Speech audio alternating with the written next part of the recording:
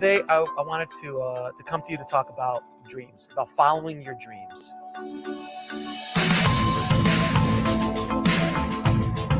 Brave maker means to me to conquer your fears and get over yourself. Tell your story because you are that story. Brave maker is about having courage to step forward, to face the unknown, and that's where you find your character. I believe that all of us are here to tell a story and to do something that makes you happy.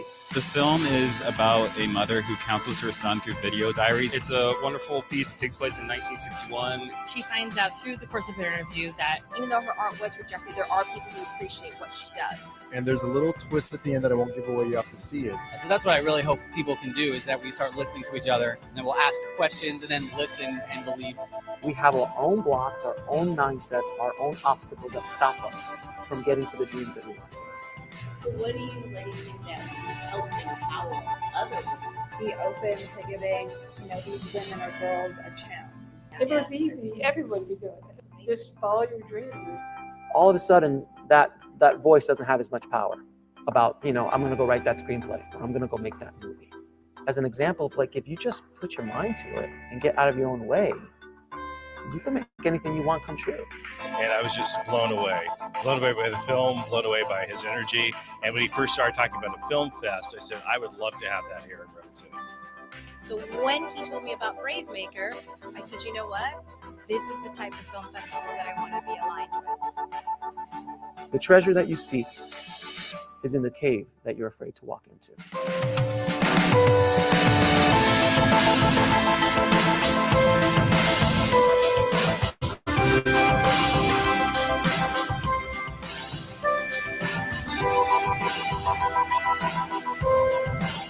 So I don't want you to walk into that.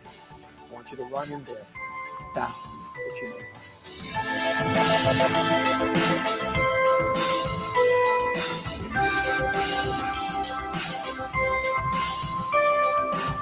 I am a brave maker. I am a brave maker. I am a brave maker. I am a brave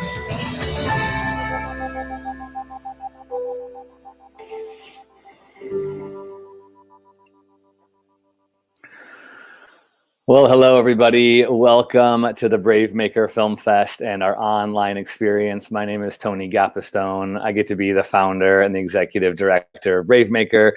And since 2018, we have been seeking to elevate brave stories for justice, diversity, and inclusion. That is really our purpose. And we believe the power of film, power of storytelling, has the power to affect change in our culture, to open our minds, to help us see one another. And this week has been just as significant when we think about where we are in the culture and the community. I'm going to bring my co-host, Karen Southall. Hi, Karen. Hey, guys. So happy to be here. Thanks for having me. Karen is someone who really embodies the mission of Brave Maker. She has been on the pavement, literally, with her protests and using her voice and advocacy to spread the word about racial justice. And I'm so glad that we get to partner together, and we've been doing so for quite some time. So anything you want to share before we thank our sponsors and get into our interview today? I mean, I think that Brave Maker, this is something that you guys have been doing for a while. So I would just like to just shed some light on the fact that even talking about a lot of the injustice that's going on in the world, this is not just a trendy thing or a trendy thing to talk about. This is stories that we've been highlighting for a number of years. And so it's just great to be a part of a community and a team that will continue to talk about what Brave Makers is all about. Awesome. Thank you, Karen.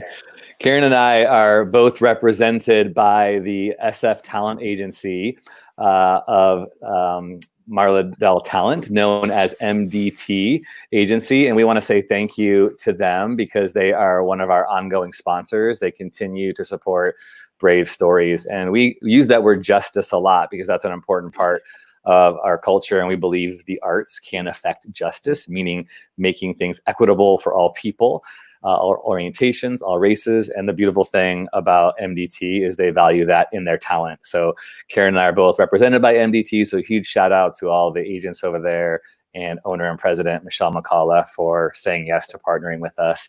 And we also need to say thank you to the San Mateo Arts Commission. They just gave us a grant to continue to do this work. So huge thank you to the commissioners over there of San Mateo County Arts Commission for helping us out, especially during COVID-19. We're so thankful for your support. If you are a company or a grant giver and you want to support the arts, can you please find me and let's talk, because we are a mission-minded organization that believes that artists and the storytelling vehicle is a powerful tool for today's culture. And we're going to continue to go after the film and the arts and the music industry as a way. And today, dance. We're going to talk about dance and how the power of dance can bring freedom and stories to our life. So with that, it's just really cool. I'm going to invite an Oscar-nominated filmmaker who I got to meet, I don't know, maybe 2 years ago when she was in the Bay Area screening her film called Inventing Tomorrow.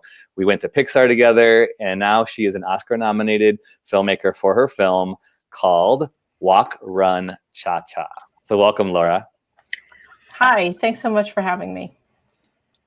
Laura, Karen is an avid dancer, so she has she uses her body, and we'll talk about that because you highlight these amazing dancers, Paul and Millie, and how their story of coming to America as refugees from Vietnam was powerfully enhanced by them finding themselves in a dance class. I was watching it again this morning, 2, 3, 4, cha-cha. I had this on my mind, like the rhythm, the movement, and there's such power in this story. So we'd love to just have you start by talking about how you got into becoming a documentary filmmaker.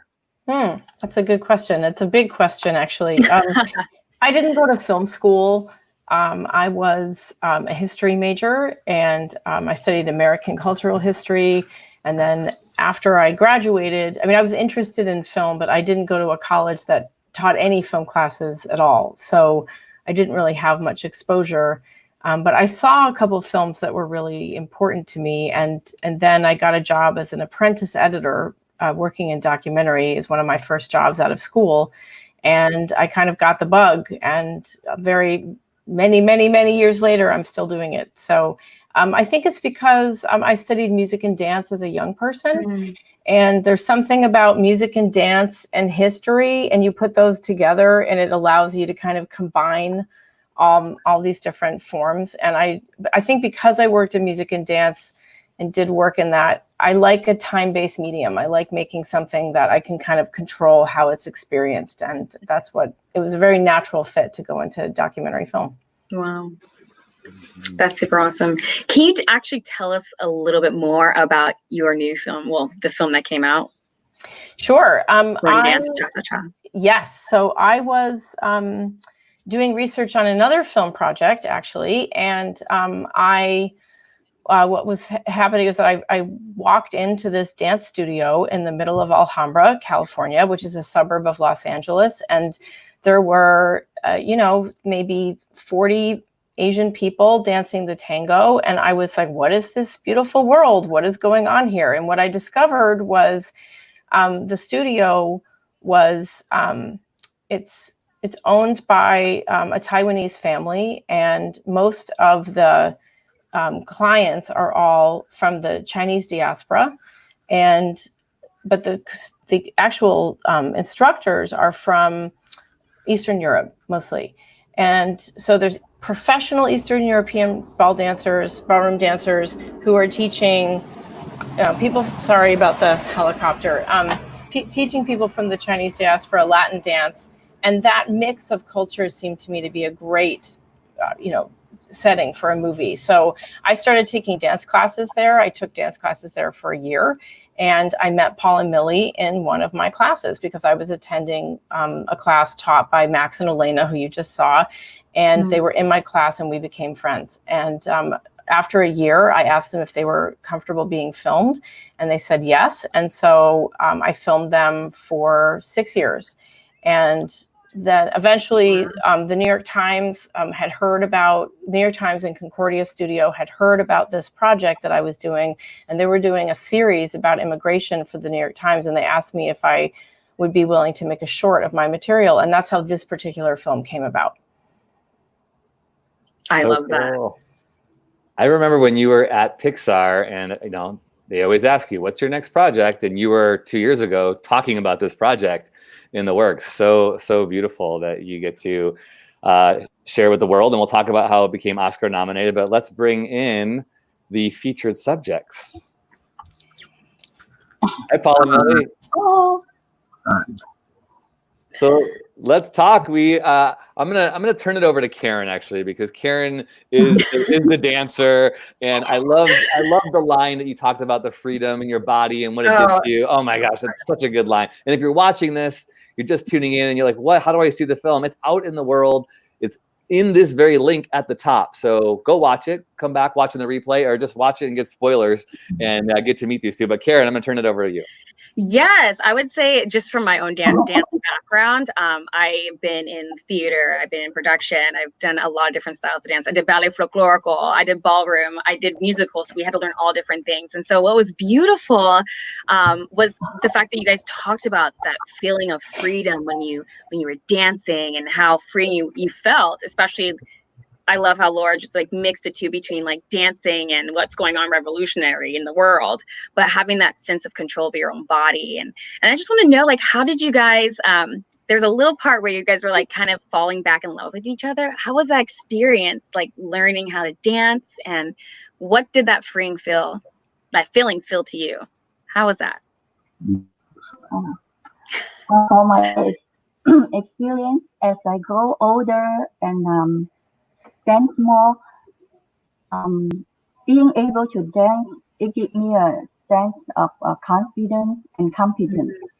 And also it gives me a freedom of expression, and see it as a personal development at my age. The more I dance and practice, I learn the movement and the routine of the dance. I realize that I to memorize it and retain it at my head.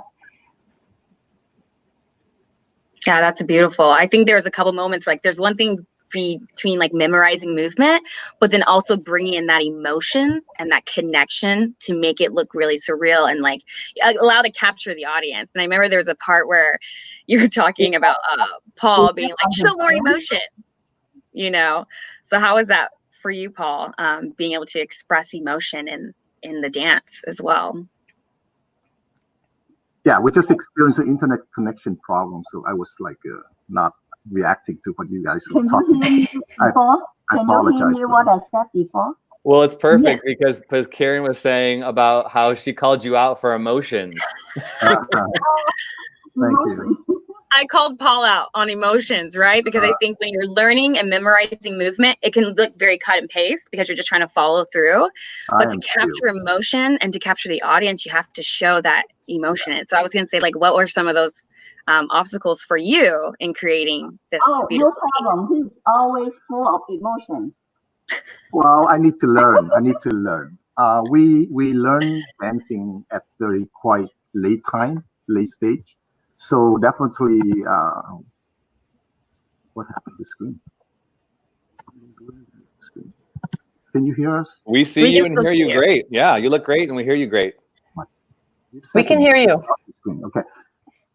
So at a late stage that we're learning, so it's very hard. Our body is stiff. My mind is also kind of not as agile as I used to be. However, the opportunity of being able to learn and expose to the dance is such a great experience. I never would have thought that I would do so much, learn so much, and even perform in some of the like annual performance or go dancing competition. Not to mention, let alone going to Laura's film. So anyway, this is a great opportunity, but for me, myself, being able to do all these things is really, really fantastic. And I'm very, very grateful for that, being able to have this opportunity. So I watched the film again today. I mean, I'd watched it months ago in the process, and I was really sad, number one, because we were going to have this be the opening night film of our film festival in May. And we had this huge like open square in our city, and we were going to do a cha-cha dance lesson in the middle of this big square, and we had another dance film where so I was so bummed to have to give this up. But we're glad that we can host this, online in the digital world.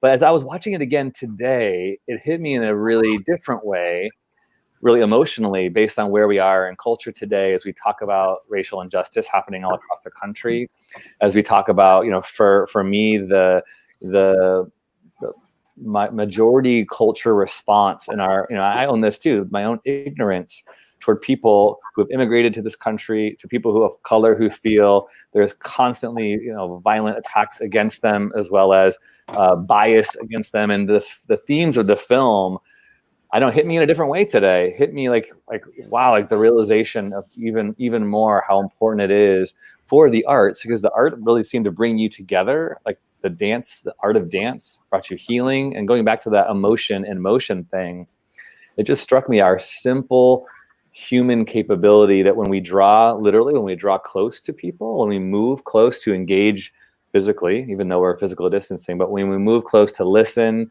to hear people's stories, that it seems to help us unify more and melt away all these differences. So I just wanted to, I guess that's a kudos to you, Laura, for finding this story, and a kudos to you, Paul and Millie, for sharing it and being willing to let your life tell the story, because that's not an easy thing, which will lead to a question coming in from one of our viewers who says, for narrative filmmaking, the adage, there is the film that you write and the film you shoot and the film you edit. Do you find the same to be true with documentary? When do you feel you have the story? How does the story evolve through the process? Maybe you want to talk about that with Walk, Run, Cha-Cha, when you found this story, Laura. Sure.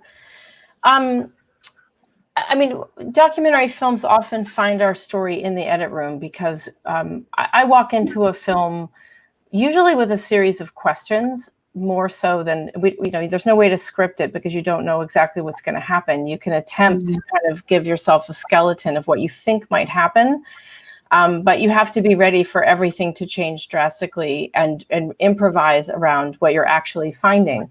So we really write our films in the edit room, and that's why we typically take so long to edit our films. For example, this film took about 10 weeks to edit, and it's a 20-minute film. Some people, edit entire feature films in 3 months, so it's very fast. That's considered slow, right? To be cutting something at that speed. So I think you just have to walk in with a sense of what you're about to capture and what you want to capture and what you want to say, but you have to be ready to have your film tell you something else. This particular film, we started out really thinking that it was about dancing and aging. And it is about dancing and aging, but it became much more personal. And once Paul and Millie and I got to know each other more, and they were able to tell me more stories about their background and their journey from Vietnam to the US, and how that inflected this moment in their lives, then it became a different film, because we were able to really see it through the lens of their marriage. And I think that really helped a great deal, to be able to tell a story about the present, but it was really through the lens of the past. I love that. That was beautiful. I feel like that whole connection because it makes you think that you're like, oh, they're of this certain age, and I feel like there's a lot of young couples out there that can learn from that, like how to spice up your relationship, like going and learning a new style of dance, and just being able to tap on those levels. I think it's just a powerful thing, because I feel like what you were talking about with a lot of the struggles and obstacles that you guys had with getting into America, do you feel, and I would say for Paul and Millie, like that the dancing was like a healing experience for you guys with your mental health, like how to kind of push out of okay, we made it, but how can we actually heal a lot of the hurt and the things that we had to go through? Because I think you guys were separated for 6 years or so before you finally got back together and actually reconnected. So do you want to share a little bit about that?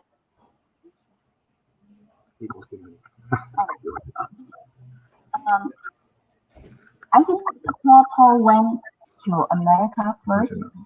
It is hard for me at that time, because I don't see any future. Everybody in Vietnam at that time we don't see future. So, and I'm not sure whether I will see Paul again. So the relationship probably on hold. At that time, every day we just want to get out from the country. So it is tough. But when I came to America, I had to rebuild the relationship with Paul. It takes some time, and it takes trust, and it's a lot of tears, and well, we got through it. You want to add? I guess awesome. Like we are like a very fortunate in a way, that we were able to successfully come to this country from a very difficult situation, in a country, in a situation where you have very little hope of your future. And so I was very lucky to make it here. And of course, our life is thinking about, make a living, learn something, do something, make a normal life, have a normal life. That's the most we can think of. But the luxury of going into learning dancing, I never have that kind of thought until the last 10 years, when we have a lot of time. So naturally, we were very lucky. We have been very lucky to meet the right people, Max and Elena, to learn the dancing things now that we also learn standard dance with Grace and Alex. So we have two teachers teaching us two different style of dance. This is basically very powerful to us, because as you get age and get older, we start to think that we cannot do much anymore. What can do is just retire. And when I'm thinking of retirement, what can I do? There's nothing. You just sit there and do nothing, or do your time is possibly over. The closer you are to the retirement age, the more that you feel like you're a little bit depressed, because you feel a little bit useless. And that's at least what I'm thinking myself. And so at this stage that we are exposed to all these activity like dance performance, this film, basically it's give us a second life. And so this is very amazing, and we're very fortunate to have that. I love that. I think that's why the film was so recognized by the Academy of Motion Pictures, and the power of your story was celebrated. And we have a special clip that I want to share. So Laura, now that you're an Oscar-nominated filmmaker, why don't you talk about this moment that we're about to see? Paul and Millie had an anniversary coming up, and they had a big party to celebrate. And the next morning was the day that we found out whether or not we were nominated, and we were on pins and needles because we had made the short list, which was thrilling, but it's incredibly competitive, and we had no idea whether or not we'd reach it to the stage of actually being nominated for an Oscar. So we got together at, I think it was like 5:30 in the morning, and we went over to their house and sat on the same couch that Paul and Millie are sitting on right now, and this is what happened. I think she heard you. Oh my God. Oh. The absence. Wow. What the? What? That's I. That's I. That's L. Oh my God. Oh my God. Life overtakes me. Oh wow. No. Oh my God.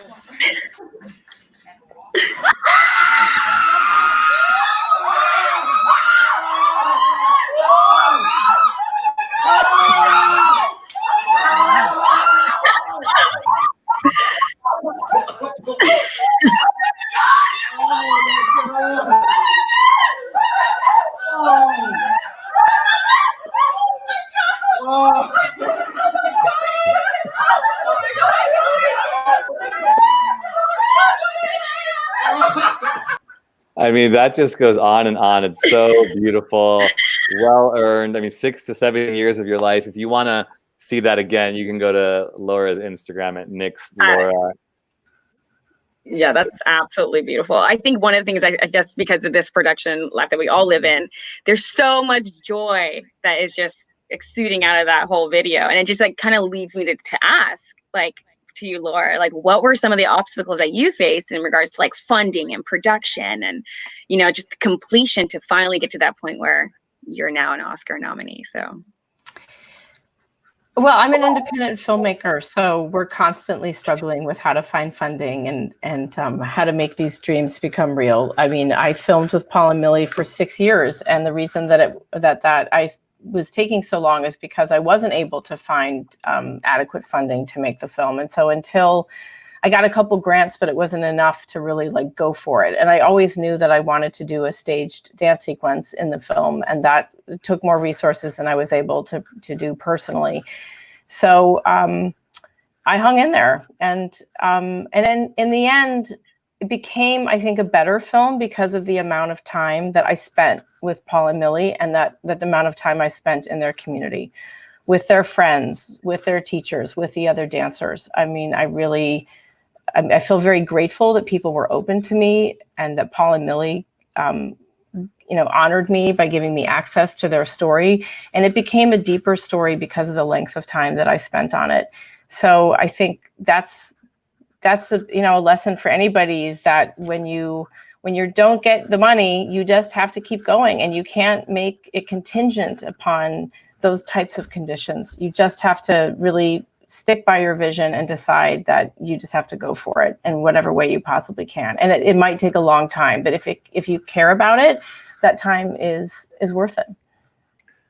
I love getting that type of advice and tips, because a lot of our audience are people who are filmmakers, who are brave makers trying to tell a story.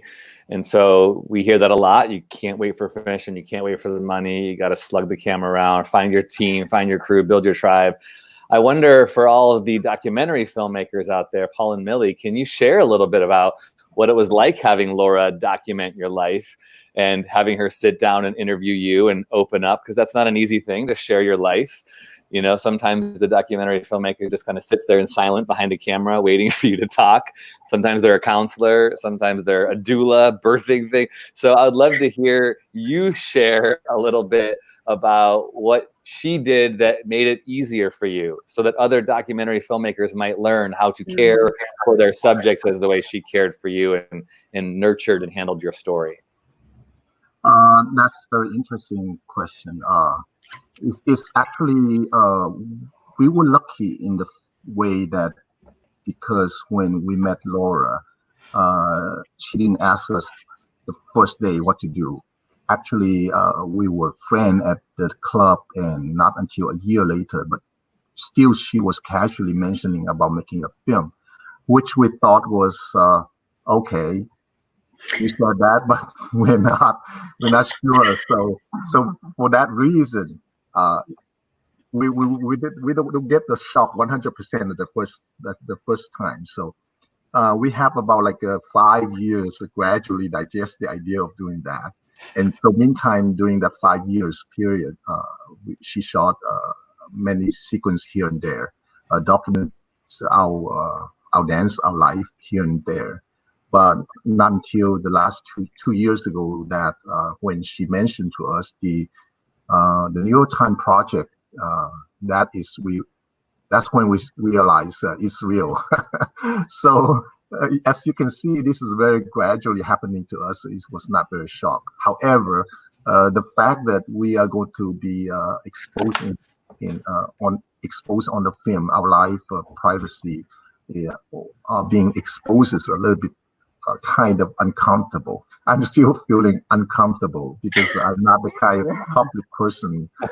Unfortunately, but fortunately also that we did that and we made it. During this time, Laura did prepare a lot for us, meaning she told us what's going on, and because we're not making anything fake story, we're not making up any story.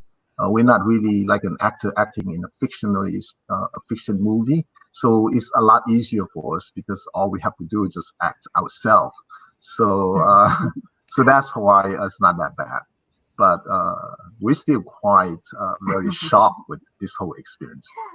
As you can see, every time she tell me to do something, go somewhere, I kind of being pushed, not really say, okay, I want to go. I love that. It's very naturally because Laura gave me an impression is she is a very friendly and genuine and very trustful friend. So we easier to share our story with her because we trust her. And to be on the film, this is our honor because at that time we didn't think that big picture with the Oscar. Something is unthinkable. But we only think, oh, that is good. It keep it at record, and then so we can show our daughter in the future. This is somebody can record it. We are nothing. We are not like a movie star. We are very ordinary people. But Laura just give us the chance to record our story. So I feel grateful, and I get used to it. I wondered if your dance class got a little more registrations and signups. Did that happen as a result of this Oscar nomination?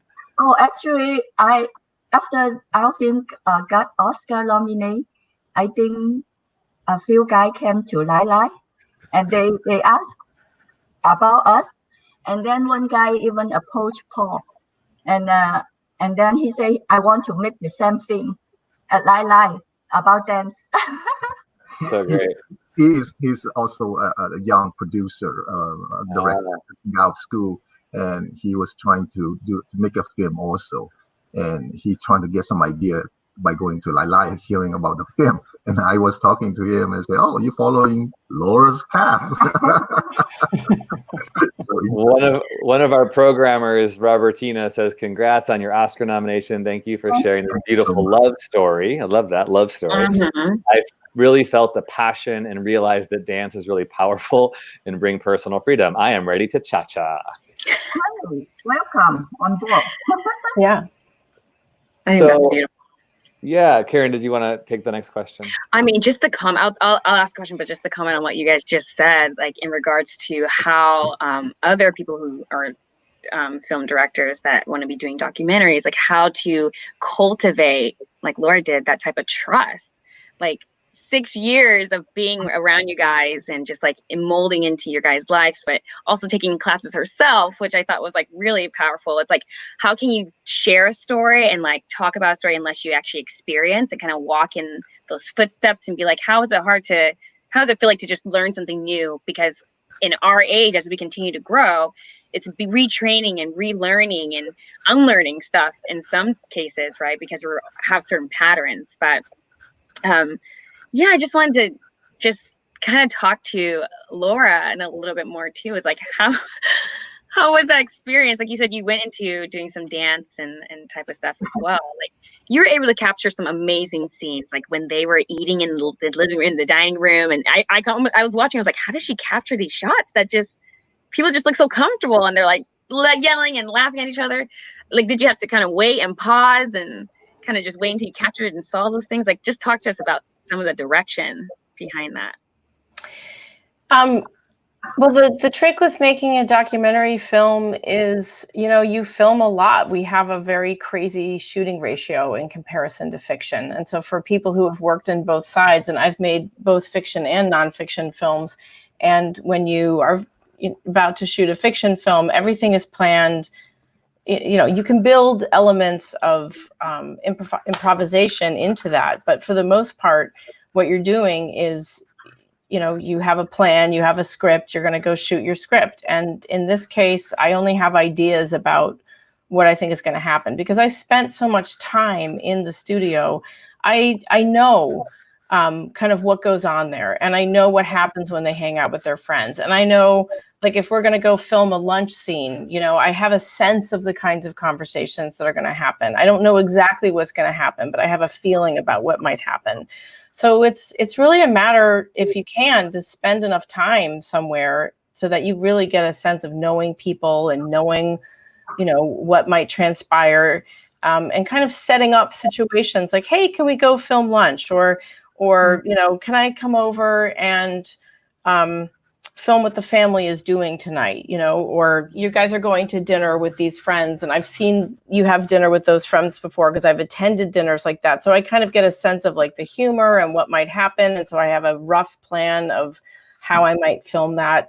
It's very improvisatory. And so if you have any background doing improvisation, it really helps doing documentary, because your best plans are completely ruined and destroyed every single time. So you have to get used to doing things on the fly and feeling confident about doing that and actually welcoming that, because that's when the happy accidents happen.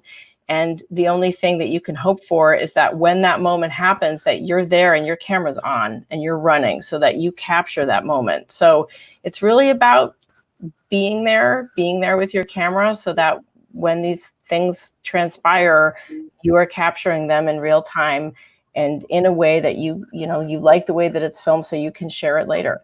You know, in this film, we also made a very important decision to do a staged dance sequence, which is not always done in documentary. And this is where I took great liberty.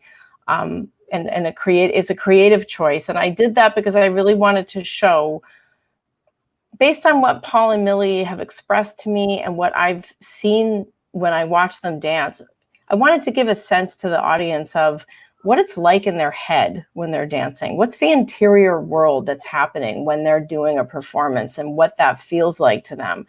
And I think as another middle-aged person who's a dancer, you know, like, I don't dance because I'm the best at it. I do it because of how it makes me feel and how I feel completely transported when I'm dancing. I feel like this incredible creature, and, you know, who's performing and existing in another level. And so I wanted to show that and create a scene that was staged in a really dreamlike atmosphere, to be able to share that moment with the audience of an interior space for Paul and Millie. And that was what led us to being able to stage this dance. You know, they chose the song because this Paul and Millie say that, especially Millie, who's a huge Carpenters fan, that she really feels that this song is the encapsulation of their whole relationship. And so I was like, okay, it's not like it's easy to get access to the Carpenters, but we did, and we made this beautiful scene of them dancing. I think that scene is. Oh, go ahead, Tony. I was gonna say, so speaking of that, the beauty of that and the fact that you did sort of take this cool creative liberty, I felt like really tied into their whole story of liberation and the power of dance to really impact your personal story. You, Paul and Millie, your story impacted by your art and by your coming close. And I just thought about this today. You know, my wife and I have 3 kids, and quarantine for 14 weeks has not been easy. And how all the tension and frustrations when we get in conflict, how we want to separate. And I just thought about that today. Like, when I am frustrated and I'm willing to literally walk across the room and grab my wife's hands and go, okay, let's work this out. I love you. We're on the same team. I'm still angry and frustrated, and this is not what I wanted to be. And like you said, the plans are not the way I wanted. It just does something in our chemistry, in our bodies. And I don't know, I'm thinking so much because of this film today about how trauma and pain, we carry it in our body, you know, and to acknowledge that we can actually, you know, I'm a huge advocate of counseling. So go to counseling, everybody get counseling. It's so important. But we also have this permission over our body to navigate it and move it. And that has power. So I love that you ended that way. And getting music is like the Carpenters is not cheap. So you must have worked some amazing magic as an independent filmmaker. So kudos to you for doing that. Craig Detweiler is in the comments saying it was so beautifully done by the dancers and the filmmakers. I'd love to hear some final comments just about your thoughts as you kind of wrap up this journey. This is sort of like the final leg of the sharing, the film festival circuit. What are some of your takeaways as a filmmaker, Laura, as a human being, as a dancer, Laura, and then Paul and Millie as two married people, two human beings, two dancers? Any final comments about what you're taking away from this journey? We'll start with you, Paul and Millie.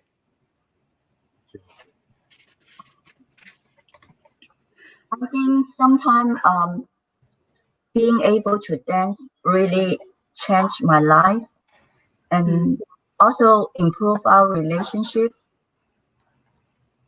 Sometimes I have a funny thought. When I dance rumba, I think Karen know a lot. Especially we use a lot of hip work, hip action like the movement cucaracha. And cucaracha is like swaying the hips from side to side and form a figure 8. And it came to my mind, say, oh, maybe when I get older, I won't be at a high risk of for falling because I lose my coordination. And as a result, I did a hip replacement. So probably I won't need that because of dancing. And by doing this movie, it gave me so much the appreciation of the documentary filmmaker. Before, I didn't watch a lot of documentary film.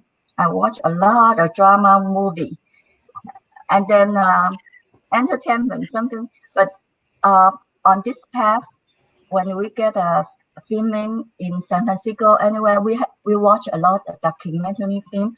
And I realized that something happened in all over the world I didn't know. And even as though are people, ordinary people, but they struggle or they in every corner of the world. So I feel blessed that in this situation, I can see from the documentary another side of the world. So to end up is right now I really like to watch documentary film. I think it's the truth. I guess I'll take a little bit more, a little bit longer to talk about how this whole thing affect my life. First is I'm so grateful to be able to escape the country, the communist Vietnam, and arrive safe in this country. And then I was very lucky to find my job the second day that I arrived. And I was also very fortunate to be able to receive the education that I really want to, which is the college education and the master education. So with that, I really think I have a very smooth life since coming to this country. From the bottom of my heart, I'm so grateful to this country, for the people, for the freedom, for everything. But then also being able to get the right education, being able to get a good job and have a good life in America, I thought that was enough for somebody like me. That would be great. However, when I approach the retirement age, I start to realize that, boy, after this, I'm going to be pretty much useless and I'm not useful because I cannot do anything. And I'm just waiting there for maybe doing what in the retirement age, doing what? So lucky during this process, I got to learn to do dancing, which has opened a brand new world, a whole different window, allowing you to see a different view. And part of that is more fantastic is being able to participate in that. When I came here, I did watch those era 1980, 1990. There was a lot of the karaoke, Chinese karaoke with they shot those karaoke, but they put a lot of the social dance and ballroom dance in the karaoke as a content. So I was watching them and say, oh, these people are dancing well, so how can I be like that? But soon enough, like now that we are being part of that, and we can learn. I have the opportunity to learn to dance, which makes me feel so much better because I can move my body in the way that it looks graceful and in the way that I think is artistic and beautiful. So to be able to do something like that, I'm not talking about professional level. I'm just talking someone being able to do it the way that you feel you like it, the way that you think that it looks beautiful, the way that you think that your body is flowing instead like a piece of muscle moving, coarsely, but here is very smoothly and nicely, and that is a very fantastic experience. Thank you. And now, I forgot to thank you, Laura, for giving us the opportunity to really go through that that whole experience. It's cool. I think, one of the things that really struck me about Paul and Millie's story, and it stays with me still, is this idea of reinvention. And when they came to the United States as young people, as refugees, they really needed to reinvent themselves. They needed to learn how to speak English. They had to get jobs. They had to get used to this new culture.